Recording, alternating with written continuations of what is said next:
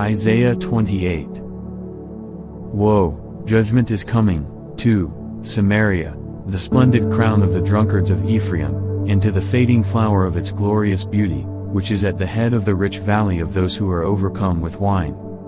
Listen carefully, the Lord has a strong and mighty agent, the Assyrian, like a tempest of hail, a disastrous storm, like a tempest of mighty overflowing waters, he has cast it down to the earth with his hand.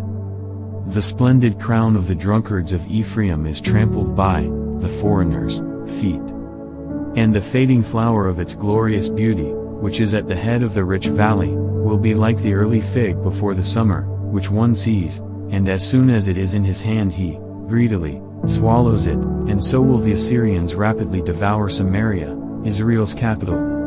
In that day the Lord of hosts will become a magnificent crown and a glorious diadem to the converted remnant of his people. A spirit of justice for him who sits in judgment, administering the law, a strength to those who drive back the battle at the gate.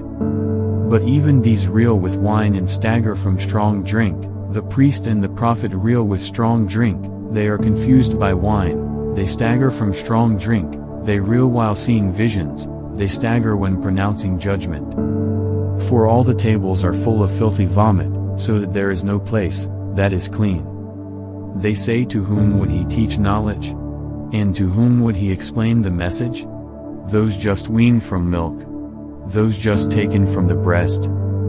For he says, precept upon precept, precept upon precept, rule upon rule, rule upon rule, here a little, there a little. Indeed, the Lord will teach this people, in a more humiliating way, by men with stammering lips and a foreign tongue. He who said to them, this is the place of quiet, give rest to the weary, and, this is the resting place, yet they would not listen.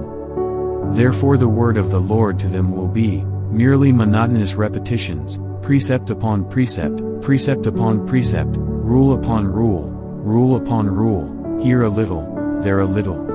That they may go and stumble backward, and be broken, ensnared, and taken captive. Therefore, hear the word of the Lord, you arrogant men who rule this people who are in Jerusalem. Because you have said, we have made a covenant with death, and with Sheol, the place of the dead, we have made an agreement, when the overwhelming scourge passes by, it will not reach us, for we have made lies our refuge and we have concealed ourselves in deception. Therefore the Lord God says this, listen carefully, I am laying in Zion a stone, a tested stone, a precious cornerstone for the secure foundation, firmly placed. He who believes, who trusts in, relies on, and adheres to that stone, will not be disturbed or give way, in sudden panic. I will make justice the measuring line and righteousness the mason's level. Then hail will sweep away the refuge of lies and waters will flood over the secret, hiding, place.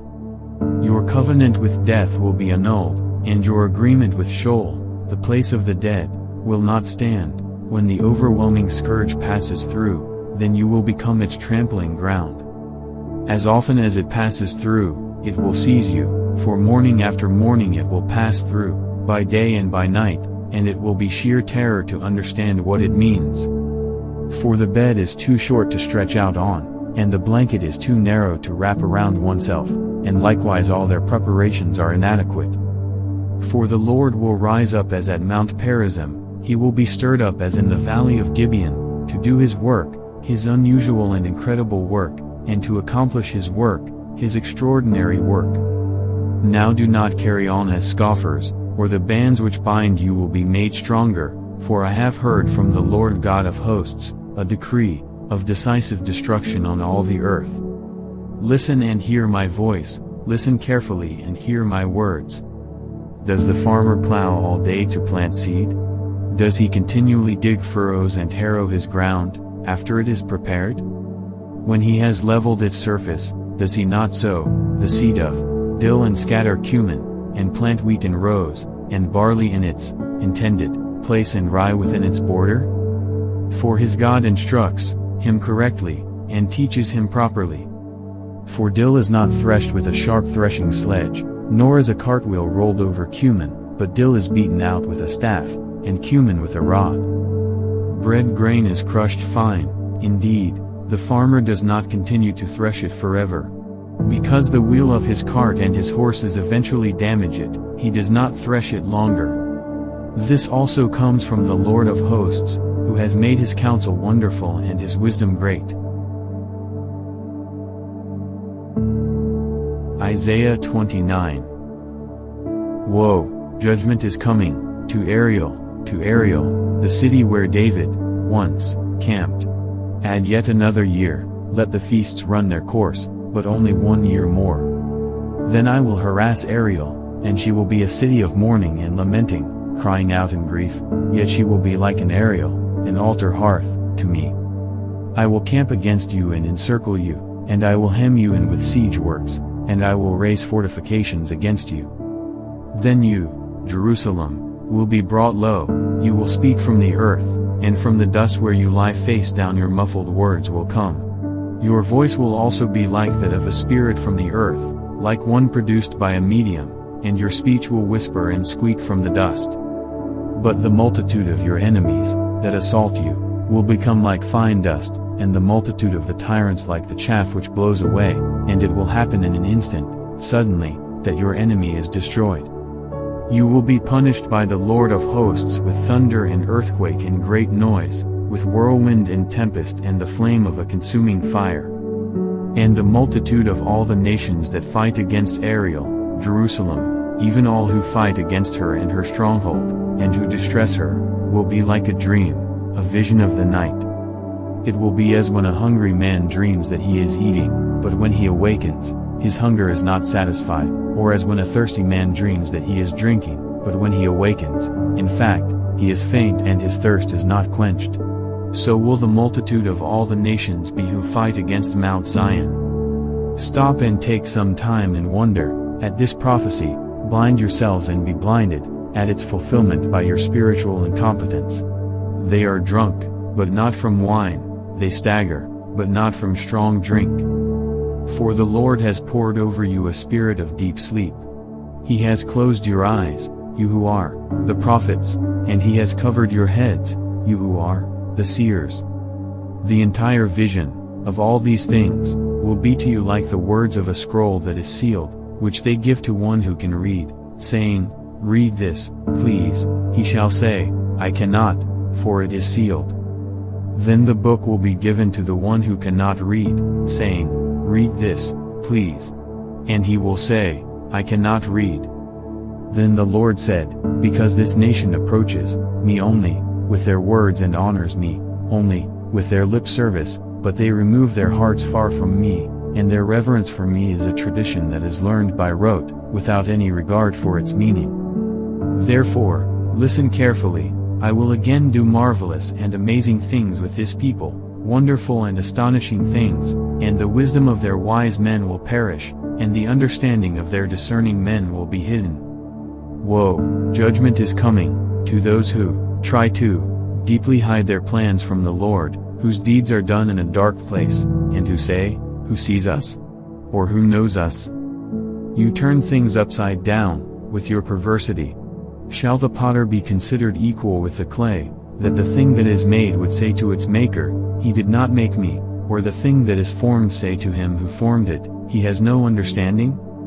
Is it not yet a very little while until Lebanon will be turned into a fertile field, and the fertile field regarded as a forest?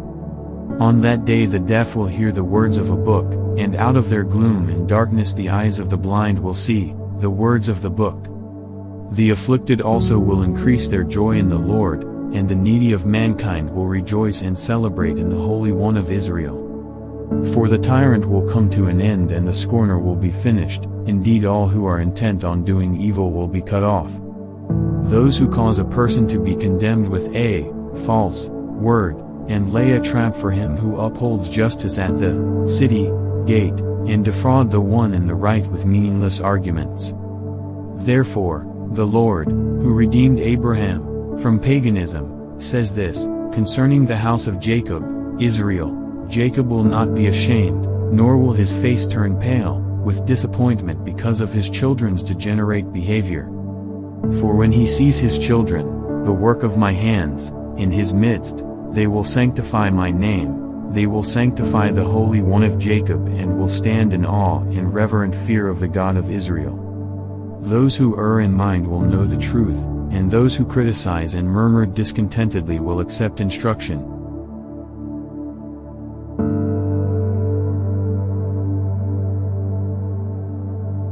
Isaiah 30.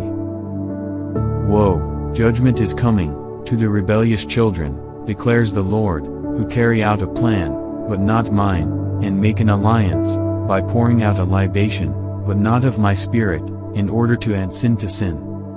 Who proceed down to Egypt without consulting me, to take refuge in the stronghold of Pharaoh and to take shelter in the shadow of Egypt. Therefore the safety and protection of Pharaoh will be your shame, and the refuge in the shadow of Egypt, your humiliation and disgrace. For his princes are at Zoan and his ambassadors arrive at Hanes, in Egypt. All will be ashamed because of a people, the Egyptians, who cannot benefit them, who are not a help or benefit, but a shame and also a disgrace. A mournful, inspired, oracle, a burden to be carried, concerning the beasts of the Negev, the south, through a land of trouble and anguish, from where come lioness and lion, viper and fiery, flying serpent. They carry their riches on the shoulders of young donkeys and their treasures on the humps of camels, to a people, Egyptians, who cannot benefit them. For Egypt's help is worthless and good for nothing. Therefore, I have called her Rahab, who has been exterminated. Now, go, write it on a tablet before them and inscribe it on a scroll, so that it may serve in the time to come as a witness against them, forevermore. For this is a rebellious people, lying sons, sons who refuse to listen to the law and instruction of the Lord. Who say to the seers, you must not see visions from God, and to the prophets, you must not prophesy to us what is right.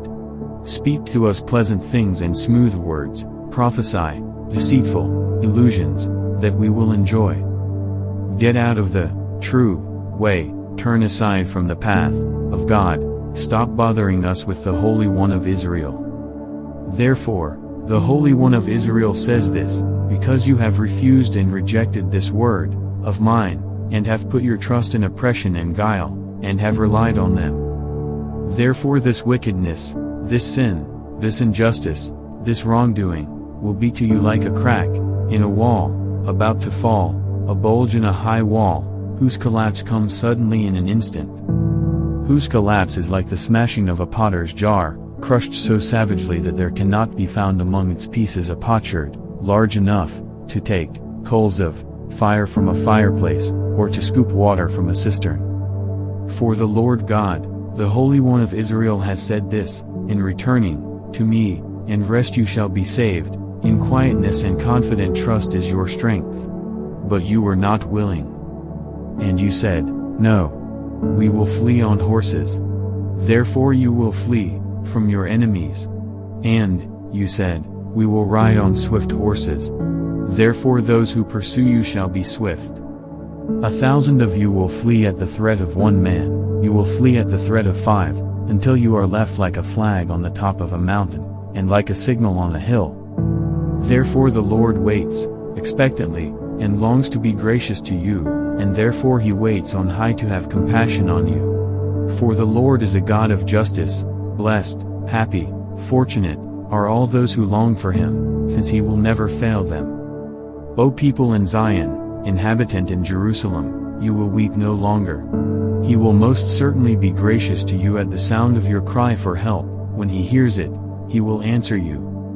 Though the Lord gives you the bread of adversity and the water of oppression, yet your teacher will no longer hide himself, but your eyes will, constantly, see your teacher.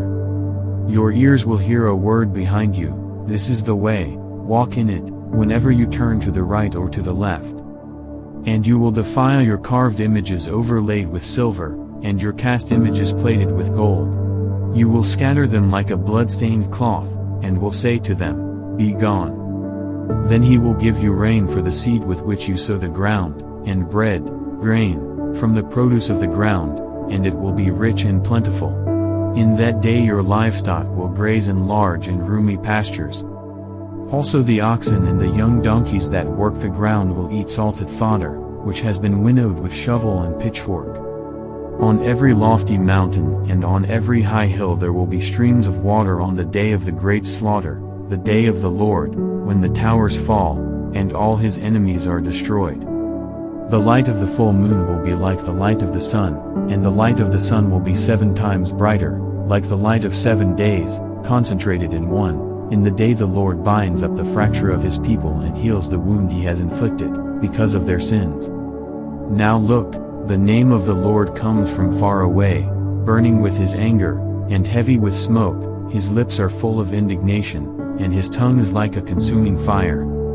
His breath is like an overflowing river, which reaches to the neck, to sift the nations back and forth in a sieve of disaster, and to put in the jaws of the peoples the bridle which leads to ruin.